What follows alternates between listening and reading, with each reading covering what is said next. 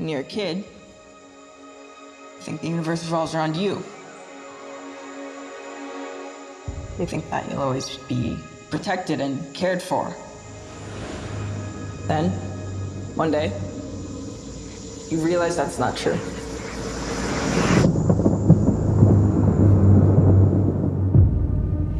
Hey everybody, welcome back to the LuckyDog podcast. This is your host, Elias Roush. This podcast is sponsored by EliasRoushMedia.com. Today we are discussing It 2017, directed by Andy Muschietti, former director of the Mama movie, the horror movie, It 2017, and It Chapter 2. And also, he is rumored to be the Flash director, as well as the Attack on Titan director. Andy Muschietti is also the writer on Mama. And for today, It 2017, the writers are Chase Palmer, Cary Fukunaga, and Gary Doberman. Based off of the novel of Stephen King. Me, personally, am not too familiar with, I believe it was the 1990 It. Let me see. Yeah, 1990 It with, what's his face? Tim Curry as Pennywise. That was more of, I think, a two-parter television special, and it was extremely low budget from what I've seen. The only decent thing about it, from what I heard, is the performance of Tim Curry. And it also takes place in a different time. So today's It, the 2017 version. Here's a synopsis. In the summer of 1989, a group of bullied kids band together to destroy a shape-shifting monster, which disguises itself as a clown and preys on the children of Derry in their small Maine town. I'm mainly going over this because It Chapter 2 is coming out either tonight or tomorrow, give or take wherever you live. This is in the States. It might already been released internationally. I'm honestly not sure, but I was extremely pleased with how the 2017 reboot came out. On a budget of $35 million, it opened to $123 million 2 years ago, and ended up grossing up to $700 million worldwide. This movie ended up coming in at around 2 hours and 15 minutes, and I'd say it's a thick one.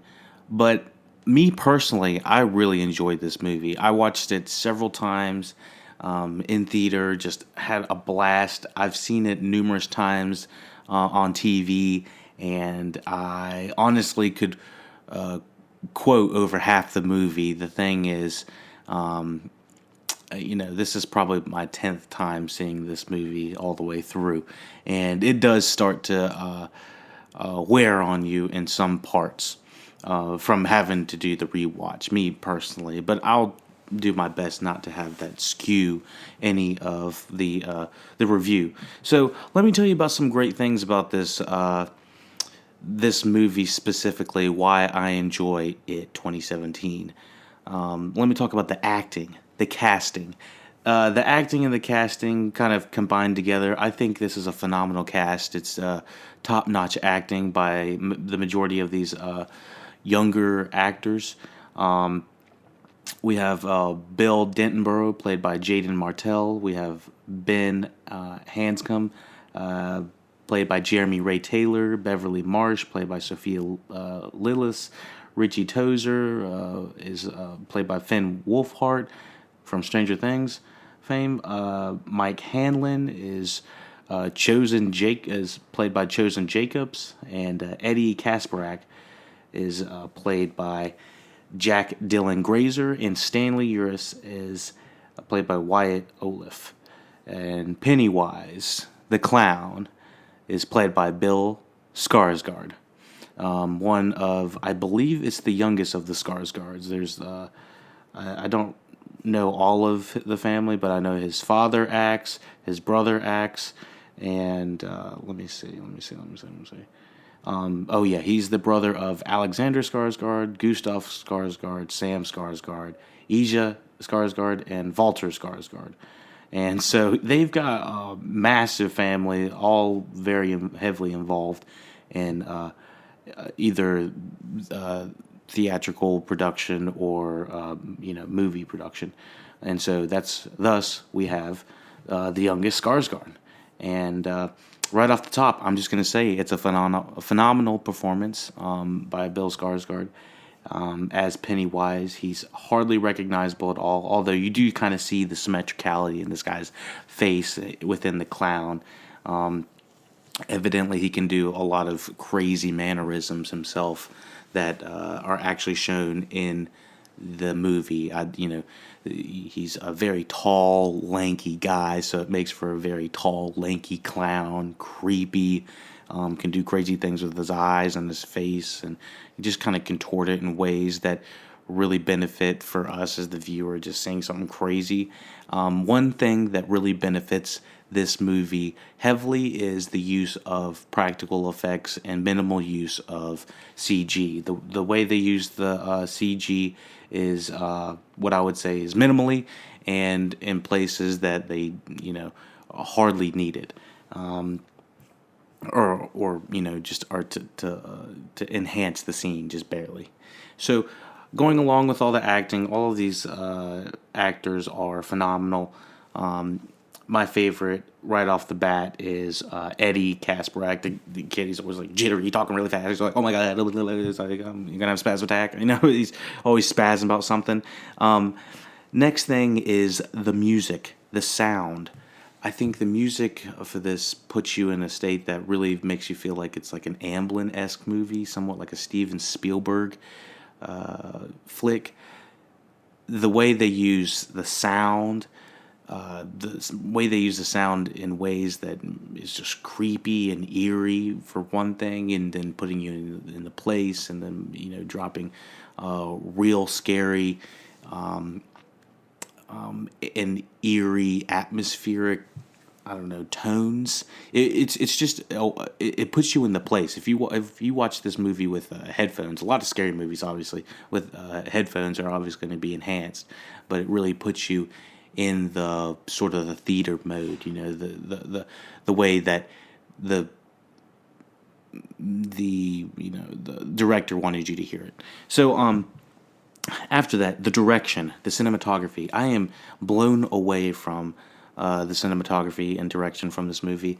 There's nothing too crazy about it, except for just these images that kind of stick with you when you think about the movie going back, kind of thinking back on it. There's something that happens at the very beginning that really sticks with you as the viewer for the majority of the movie, that you're like, oh my gosh, really sets the stakes. And let me see anything else. Like I said, the cinematography. It's not only a clever horror film, like from the detail, the background, having to watch everything in the background to what the attire is on the viewer, not the viewer, the actors. It's just phenomenal top to bottom. There's really love and care that is shown from many standpoints within this movie. Like I said, the direction from Andy Muschietti is superb. I did see Mama, and it did have an interesting through line. It ended up, being one of those scary movies that you find out that aren't, it doesn't leave you in a way that doesn't feel like it's going to be too scary. But I will say that this is better, smartly written. It makes you it puts you in a time and a place with these young people, and you're having a great time, and the dialogue really feels like it fits the tone of each individual character. Expertly written is what I would say. Let's talk about a couple of the cons. This movie is 2 hours and 15 minutes.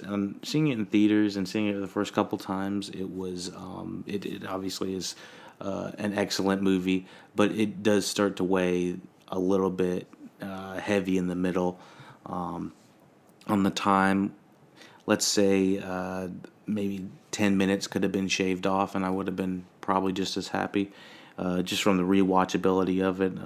But overall, I think it's about what it needs to be. I do know Chapter 2 is and 2 hours and 45 minutes, and I've actually heard some people saying whether or not they think that it should be that long. I won't weigh in either way at this moment. This movie has bullies. In the synopsis, I said that all of these people, all of these young people are kind of on the side of being bullied. So you need to have bullies within the movie. So let's talk about the bullies. The bullies are kind of turned up to 11, I would say, in a way that almost is completely unbelievable. But I mean, I guess if you put it in the realm of this heightened reality that this movie is kind of living in, I feel like it is kind of a surreal world where people are just kind of acting strange all over the place. Then it does make sense. But overall, they are just way too intense. And the main plot line, I guess I really don't want to talk about the main plot line until we get into spoilers. Let me see. Yeah, I think that's about it. So hop into the spoiler section with me. If you haven't seen it yet, then go ahead and see It 2017. I think that it is a solid movie. I would probably give it a 9 out of 10. Looking back on it, I really enjoy it, and I just have a great time with the people that are on screen. I think that it's not only like a thrill ride, but it's also a coming of age kind of story. And this is only part 1. So I'm very anxious to see if part 2 lives up to the hype. So I'm just now realizing how hard that freaking air conditioning is blowing in. I hope it didn't do anything to the audio. I'll try to talk a little bit closer to this, to the mic, so that I can hopefully filter it out in the post production.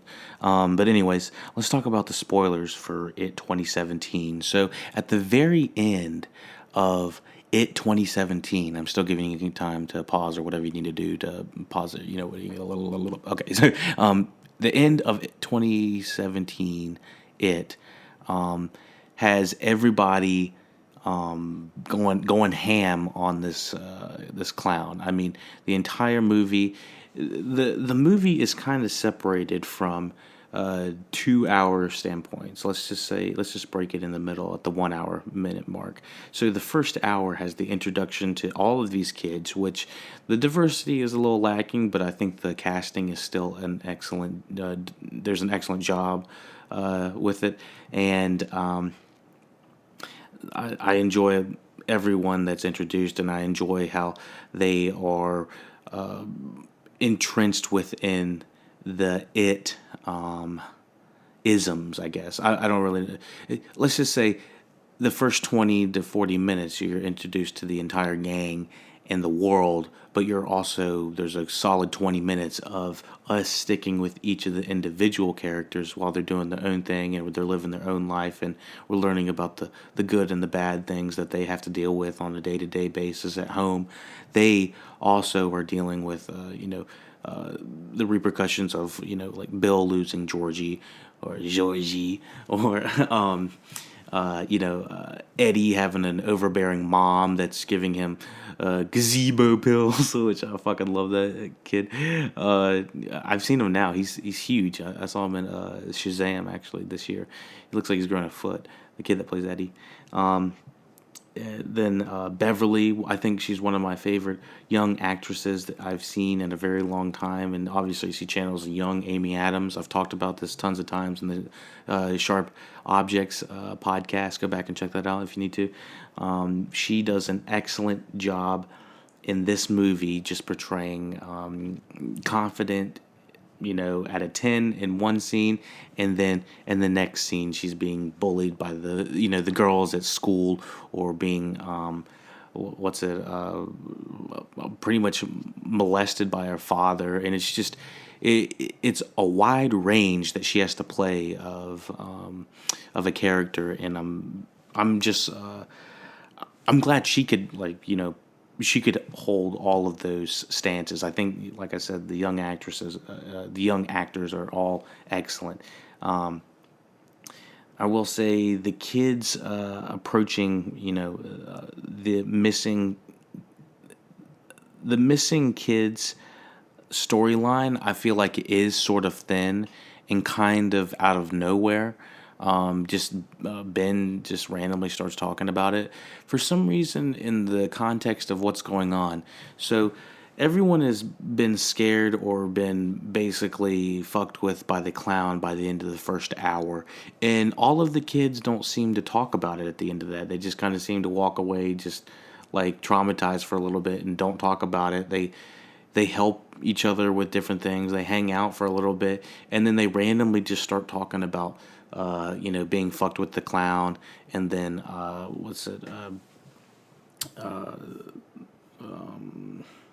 Mike starts talking about how his folks and there are people in a house fire that somehow no one in the group is familiar with. No one knows this at all. It seems like if there was something of that magnitude or scale, people would have known, especially in your neighborhood, whether you have a big or small town. I still think something of that magnitude would definitely be known.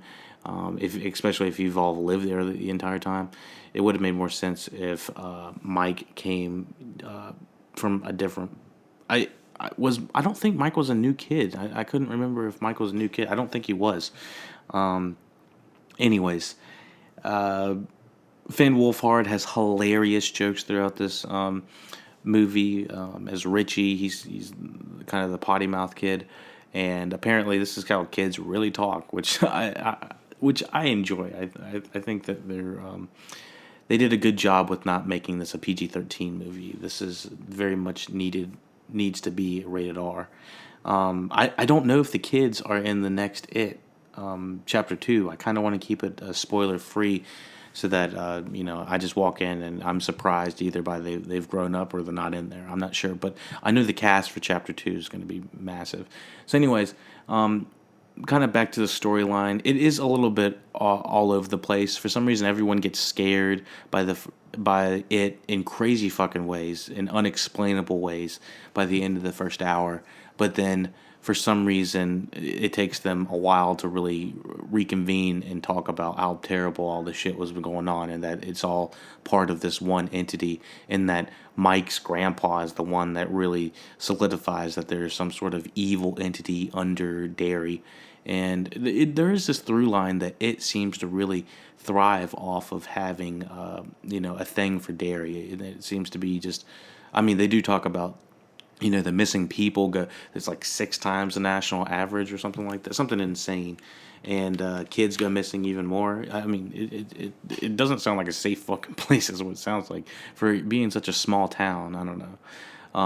Some of the jump scares and just regular scares are fucking intense. The very first scares with, Georgie getting his arm ripped off and then taken into the sewer. That is an intense scene to start out with, and it never gets nearly as violent throughout most of the movie. I enjoy pretty much every aspect of the movie when it comes to the scariness. I think they really solidify Pennywise being a predator and going the extra mile. He could just munch somebody, gobble somebody up right up, like just and done. But he decides to go out of his way and have the victim be scared, and I don't know. It's an extra layer of bucked up, is what I think. Like he's like, oh, you want your cotton candy and your popcorn, and he's like reeling Georgie in at the time, and it's just it's terrible. But yeah, so I do think it kind of went too hard at the beginning with the violence and how extreme it was. And that old lady definitely saw like a pile of blood like going down the sewer. Did she not say anything? I was like, "What the buck is?" She like walks out, sees Georgie looking in the sewer, and then turns around, and there's a big pile of blood. She's like, "Oh, well, it's all good, nothing here." It's like, what the buck? Like, how did she not see or hear anything? Like, the cat saw the whole thing go down. I don't know. So, one thing about this movie is the different scares are all different and unique, and I'm curious if they're going to be able to do the same thing in such unique ways. I love the fun house or the monster house they literally have in this. I say fun house. It's really a monster house, and the use of these like zombie people throughout the movie, all disgusting, and then the guy with leprosy or whatever the heck they tried to clarify that is. I don't know. I've never seen what the heck that is. I don't know if that's what that is. But I thought the way that it would fuck with the kids was almost hilarious, and I was almost laughing at times. I was laughing majority throughout the movie. It's much more of a comedy for me personally than a horror. It's like a horror comedy, if you want to put it that way.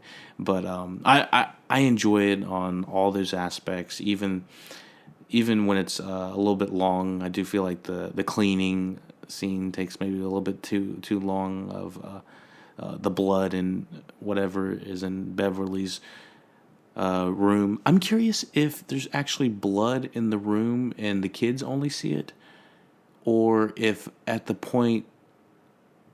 So like. Pretty much all of the adults are weird as fuck throughout the entire movie. I mean, they all seem like they're under some sort of possession, under, some sort of it possession. So, I don't know. If you're doing a rewatch, definitely keep an eye out for that. It's just like, what the heck's going on with them? They're all weird. Even the pharmacist is kind of, he's Mr. Creepy. Let me see. Yeah, so, yeah, the guy that plays Henry Bowers, he's a little bit intense. I don't know if we needed to go that hard on the bullies. Damn, this guy's getting old. Yeah, it's crazy because one thing you don't really think about movies, and occasionally I'll bring it up, but the fact that you really only have one shot, especially when you have these kids. It's like these kids grow up and just they will not look the same as they did at the beginning of the shoot as they do at the end of the shoot, versus when you see them taking photos and doing publicity and promotions for whatever they're doing. Think of the Stranger Things stars, or think of these kids. I mean, these kids look nothing alike like they did back in the IT days and whatnot, or the IT 2017 days. And they won't look like that again, and they won't be able to act like that, sound like that. I mean, it is really a one and done situation. It's kind of interesting to think about, I don't know, just the fact is that you really only have one shot with these young actors, and I think that it's remarkable that we even got this good of a movie with the characters we had. But yeah, it's an excellent movie. I will say that they seriously underwrote the chosen Jacob's Mike character.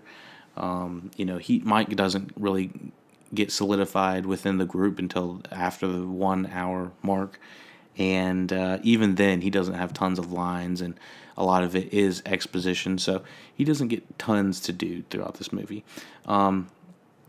Let's see, anything else? That is probably about it. That's probably about it. Yeah, so on that note, rate, share, subscribe, LuckyDog Podcast. Check out all the links you need to know below. Donate, paypal.me/LuckyDog Podcast. If you're looking for comments, questions, concerns, all of that information can be found below with the email at theluckydogpodcast@gmail.com. And if you want to check out our Facebook, Instagram, Twitch, all down below. Twitter, LuckyDog Podcast. I have a hidden link for the Back to the Future movie that I won't release till next year, but you can listen to it first with the link below. We have a Mr. Robot review coming down the tube. I'm quite happy about that because Mr. Robot is actually one of the reasons that I got into listening to podcasts. And from listening to podcasts, I decided to start making podcasts. So it all comes back around. And now that's probably why you're listening to this podcast now. So it's a circle. So continue it on, spread the love, rate on Apple iTunes or whatever podcast player that you have. Let us know how we can improve. And thank you for listening, and be looking for the It Chapter 2 review coming down the tube very soon. Thank you, and take it easy. What happens when another Georgie goes missing? Or one of us? Are you just gonna pretend it isn't happening like everyone else in this town? If we stick together, we'll win.